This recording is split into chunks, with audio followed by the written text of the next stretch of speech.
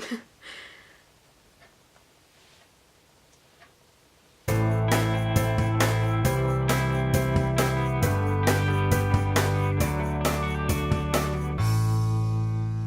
guys, so I'm sitting on the floor because today in this video I thought I'd show you how to hold a bearded dragon. So a few people have requested this, and sometimes I see people picking them up and it can be quite uncomfortable for the dragon if they aren't picked up correctly. So I just thought I'd show you my easiest way of picking them up, how you're supposed to do it. Okay, so we're here on the floor and Humphrey might move, so I'm just trying to say.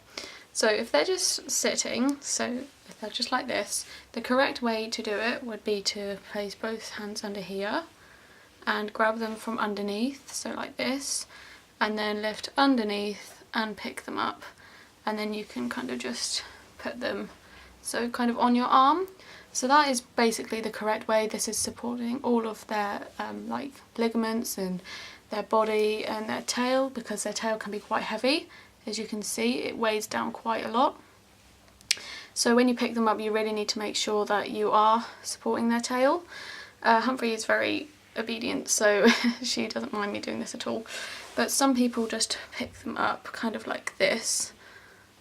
And then obviously this is fine, so just like this. But as you can see, she's trying to move to get more supported, or just to run along the floor. But that can be done. It depends how much your bearded dragon minds. So obviously I'm very good at trying to hold her.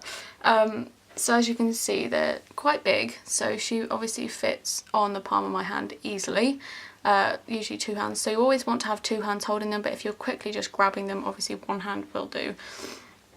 Especially for beginner bearded dragon owners, because they, especially babies, they can be very quick. So babies you can lift up like this easily, so just 1 hand, and then you can grab their back legs. So as you can see, I'm just holding her like this.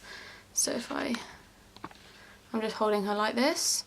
But obviously when they get older they do need more support. So people also pick them up like this, kind of like a sandwich. So like that, obviously, as you can see, Humphrey doesn't mind, but again her tail isn't supported. If they are moving and you want to pick them up, so I'll try and record it if she does. So she's going, Humphrey. So if I just try and get her to, so she's going like this and I want to pick her up, I'll just grab her like that. So her arms go, okay, can you kind of see where my fingers are?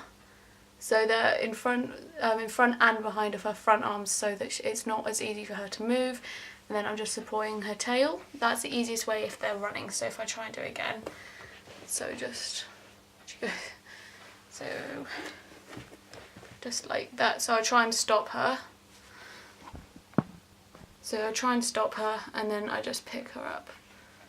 So like that. So pick her again. So I try and stop her, and then she usually climbs into my hand, and I've got her. So again, see, and then she stops. Do you see that? So if I put my hand there, she usually stops, and then I just scoop her up. So I hold her here, and I usually just scoop her up, and then obviously support her back legs and her tail, because their tail is very heavy. Now if you don't support their tail and you just pick them up with their belly, I'm not sure she'll do it. If you just pick them up like this, which some people do, they usually wiggle quite a lot, and they wiggle their back tail, and it's kind of alarming to see, to be honest, but it's just because they feel unbalanced and they don't know what you're trying to do, kind of thing. So there we go, that's how I just stop her. But basically if you just pick them up like this, they'll wiggle their back tail like this. It's uncomfortable for them, obviously, and obviously I don't like to do that. So that's just the way I get to pick her up if she is moving. So now she's laying on the floor quite easily. But the usual way I pick her up is I lift both of her arms at the elbows. So if I zoom in a bit.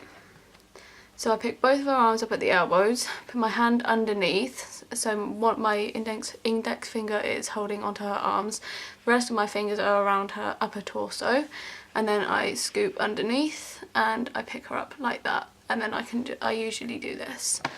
So I usually just do that. Okay, so that is basically just how you hold a bearded dragon. I hope this video did help you, and I'll see you in my next video. Bye!